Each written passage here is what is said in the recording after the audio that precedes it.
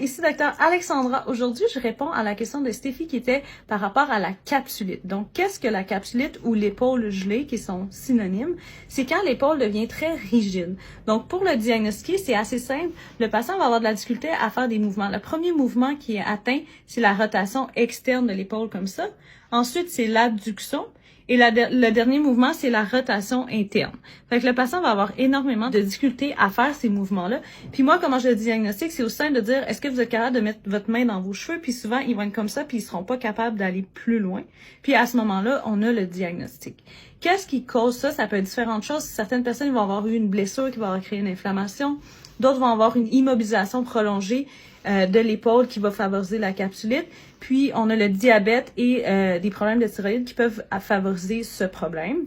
Parce que sinon, il y en a qui vont rien faire puis ils vont développer le problème. Quoi faire quand ça vous arrive? Parce que la capsulite va durer un certain temps. Ça peut durer jusqu'à 18 ou 24 mois. Il y a 3 phases. Il y a la phase inflammatoire. Souvent, c'est le moment qu'on va avoir plus de douleur. Ensuite, on a la phase de raideur, fait que, comme je vous ai dit, l'épaule, elle est rigide, et on va avoir la phase de récupération. Chaque phase va avoir environ de 3 à 6 mois. Par contre, une bonne nouvelle, c'est que si vous la mobilisez, donc si vous faites de la physio, puis que vous faites vos exercices jusqu'à comme 3 fois par jour, vous pouvez réduire significativement le temps de la capsulite. Donc, au lieu de, disons, vous durez 2 ans si vous faites aucun exercice, on peut réduire ça à 6 mois. L'autre chose qui peut aider en collaboration avec ça, puis souvent je collabore justement avec les physios pour aider, c'est qu'on va venir faire une arthrodistension au niveau de l'épaule. Qu'est-ce que c'est? C'est une infiltration au niveau intra-articulaire dans l'épaule pour venir réduire l'inflammation puis distendre la capsule. Fait que je vais mettre un petit peu plus de liquide. Ensuite, vous allez pouvoir aller faire de la physio, puis étant donné que la capsule elle va comme être distendue un petit peu, ça va l'aider le physio à faire plus d'exercices avec vous, puis que vous récupérez plus vite.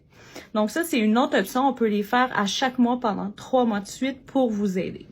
Donc, j'espère que ça répond mieux à la question. Puis, je vous recommande vraiment de faire la physio puis vos exercices pour réduire significativement le temps où vous allez vous sentir l'épaule raide, complètement gelée. Ça vaut la peine de les faire. Puis, une autre bonne nouvelle, c'est que souvent, là, c'est extrêmement rare que quelqu'un qui fait une capsulite va en refaire un autre dans la même épaule. Fait qu'au moins, vous dites, je l'ai eu une fois, au moins, vous passez à travers puis vous devriez pas en avoir une autre. Donc, j'espère que ça répond à la question. Si vous avez d'autres plus, ça va me faire vraiment plaisir d'y répondre.